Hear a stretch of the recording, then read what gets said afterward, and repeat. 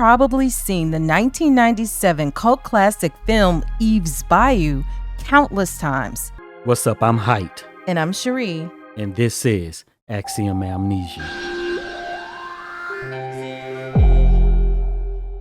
So in this opening scene, we get a chance to see what Eve's Bayou is all about. Adult Eve states that she's killed her father when she was 10 years old. The summer I killed my father, I was 10 years old. And she explains that she's got a brother and a sister who are 9 years old and 14. My brother Poe was 9, and my sister Cicely had just turned 14. You know, you're sort of looking at it like, okay, so what is Eve's Bayou? You get the idea that Eve's Bayou is this place where even her family are descendants of Eve, who was an enslaved woman who bore a French aristocrat 16 children. The town we lived in was named after a slave, and General Jean-Paul Baptiste was stricken with cholera. His life was saved by the powerful medicine of an African slave woman called Eve. And this was land given to her as part of that. In return for his life, he freed her and gave her this piece of land by the bayou. And the characters that we are about to see are descendants of that woman, Eve. We are the descendants of Eve and Jean-Paul Baptiste. As the opening scene happens, we're taking from a rural swamp-looking area, explaining kind of what Eve's Bayou, the place, is all about, and we're taken into this house. The song that is being played is a Creole Zydeco song titled C'est pas la peine brailler, which kind of translates to there's no need to cry, there's no need to worry. But I think the film is already set in a way that lets us know that something bad is going to happen, and I think we need to be worried, so we're sort of on the edge of our seats. As we're looking at this party, we see two people who we find out are Mr. and Mrs. Moreau, and they're dancing together at the party. We also see a lot of other very well-dressed Black folks, and they look like they're kind of upper-class Black folks for 1962. So this party tells us a lot about the dynamic of Eve, her family, and of the community of Eve's Bayou. Basically, what we see is that you have Eve, and she's got a sister Cicely and a brother Poe. We see her parents, Louis and Roz, and then we see her aunt Moselle. And they're all having a wonderful time, and they're so happy. We get a little bit of insight into their personalities, too, because Eve is kind of a prankster, you know? They're big. Chocolate covered. Yes, that's right. And we do see that Eve's father, Louis, appears to be kind of the envy of the women, a ladies' man, and even holds the eye of his own daughters because they really are smitten by his personality, as such are the other women. Yeah, and you even see Louis's mother say that, you know, all the women in town think he's like the second coming of Christ. You must be so proud. Your son's the best color doctor in all Louisiana. Glory to God to every woman in the parish thinking you're the second coming.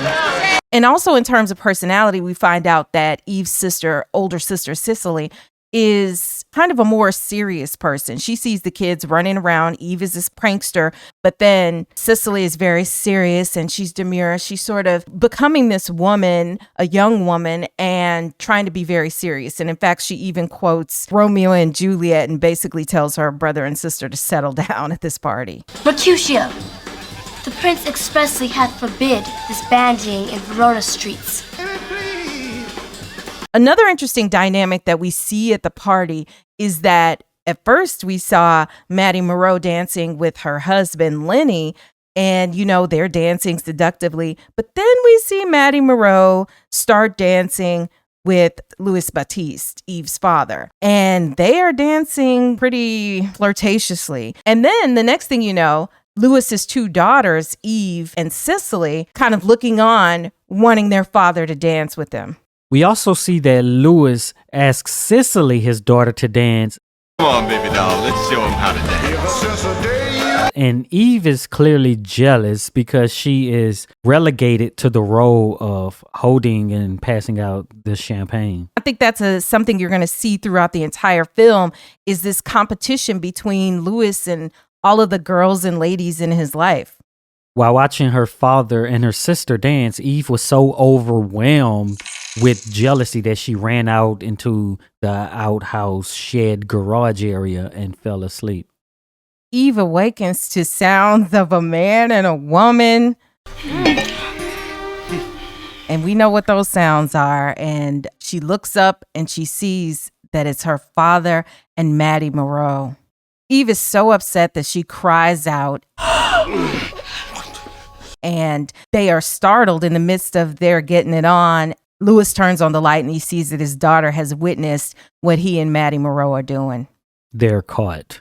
Lewis does what any loving father would do. He goes over and he tries to comfort his 10-year-old daughter, who is clearly shaken up and crying and startled and confused by all that she's seen, while Maddie just tries to fix her dress. In a weird twist here, Eve felt like she needed to apologize to Miss Moreau and her father. Sorry I scared you, Mrs. Moreau. They're the ones in the wrongdoing, but, here she is as a polite young little girl apologizing that she has scared and startled them in this very awkward situation. This has Eve questioning everything in her life at this point. Is her family intact? What does this mean? Her father, making out with this other woman and probably doing more after he tells her that he loves her. She says, "Do you love mama?" You love mama? And his response is interesting. He doesn't say, "Yes, I love your mama." He says, "Your mama is the most beautiful and perfect woman." Your mama is the most beautiful, perfect woman. He goes on to allay her fears by then saying, "Your mama's a lady, and I'll always love her." Your mama's a lady, and I'll always love her. Clearly, it's like he wants publicly to have this beautiful lady, but obviously he might have wanted a freak in the bed. How come you never dance with me? Eve's father assures Eve that in the future, he will make a concerted effort to dance with her. So she will get the dances that she is jealous that her sister is getting from her father. From now on, we'll dance at every party, right? When we see Eve in the last scene, we're thinking, okay, she's happy the father's going to dance with her. And then she goes upstairs to bed after her mom comes down and says it's time for bed. You see her come into the room with her sister, Cicely. She's clearly visibly upset. So that was kind of maybe a front that she was putting on her for her parents. She begins to cry and confesses to her sister that she saw Maddie Moreau and the father. Daddy and Mrs. Moreau. And that they were doing more than just kissing. I saw them! He was all up against her and her dress was all up and they were rubbing. And it's very important for the future to note that Cicely defends her father here because she doesn't want Eve to have this negative impression of her father, and her love is so overwhelming for her father. Don't be stupid. Daddy wouldn't touch that cow. Just stop it. Then Cicely begins to cry. And there's something interesting about the way Cicely responds, not just as a daughter, but she sort of responds in the way that you'd respond if you found out that your husband was cheating. Her dress was That's a lie. Stop it. So then we see Cicely do something that's really interesting to make both herself and her sister Eve feel better. She retells what happened between Maddie Moreau and their father by saying that they just came in and they were looking for another bottle of wine. Daddy tells a joke and she's laughing, and that's what woke you up. I'm gonna tell you what happened. They came in to get some more wine, and Daddy told her a joke, and she fell against him laughing, and they woke you up. And then Eve is like, "Are you sure?" You sure? Because Eve knows what she just saw. And then Cicely is like, "Yes, I'm sure. This is what happened." So they're actively trying to give themselves a false memory to save their feelings from the reality of what's actually happening. So Harry and Lewis get into an argument about Harry driving home drunk.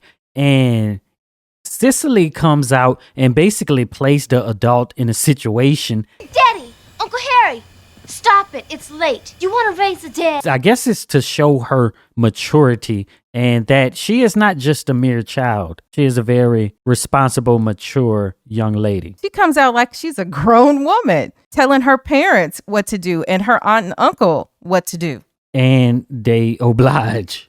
Another thing that we need to point out is that we are clearly dealing with Louisiana Creoles, and we see them go back and forth in between speaking Creole and English at various parts within the movie.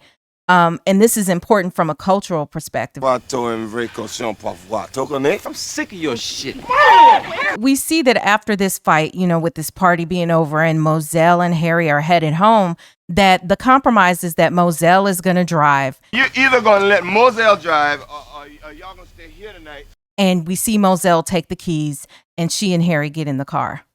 We see a montage of images, and it appears to be Eve's premonitions or memories of something that happened not in her presence. And this is the first time we actually see this spider.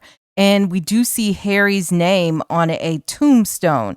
So the indications are that something bad has happened.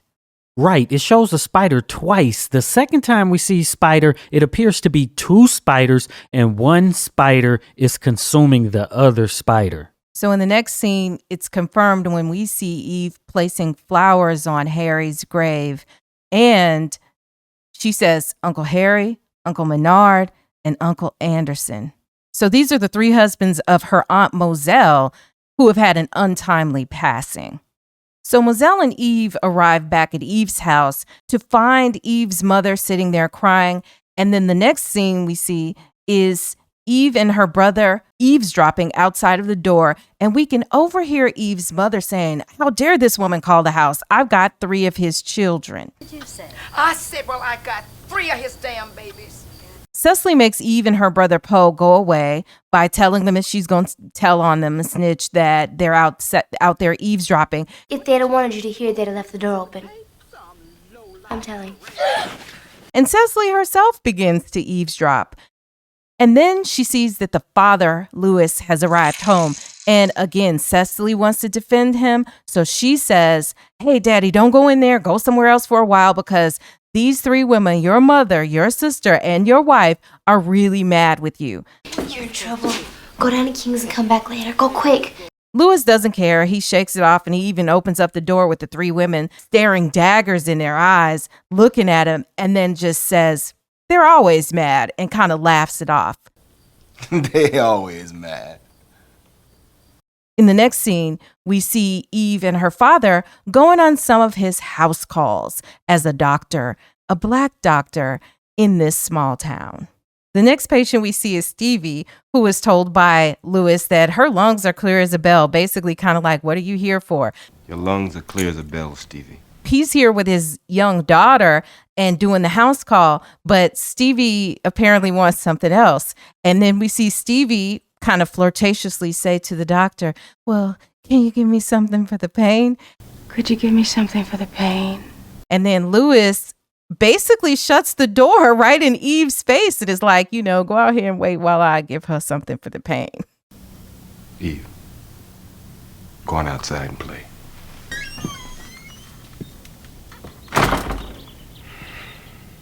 So it's some insight into how Eve's father is conducting business around town. So Eve is an inquisitive and observant young lady.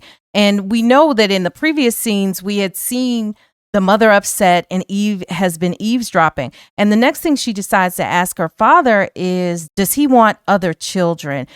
Do you ever want other kids? He's sort of taken aback by this line of questioning from his daughter, and he dismisses it. Oh, I don't see anything in there would make you say something so stupid.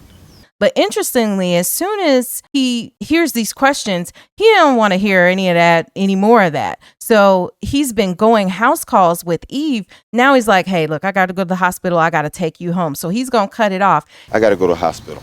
I have to take you home. Oh, no. And one of the things we see is sort of this, every time you ask too much, every time you go too far, every time you inquire too much as a child, then it's going to be cut off. Doors are going to be shut in your face. And, because these are things that I don't want to talk about. Yeah, and part of the reason that she actually asked in that moment is the house call with Stevie. So she know what her father has done with Miss Moreau, and she see what had happened with Stevie, and she heard the conversation about the babies. So she's basically putting 2 and 2 together and confronted her father. Don't forget to like this video and subscribe to the channel, and check out one of our other videos on the screen right now.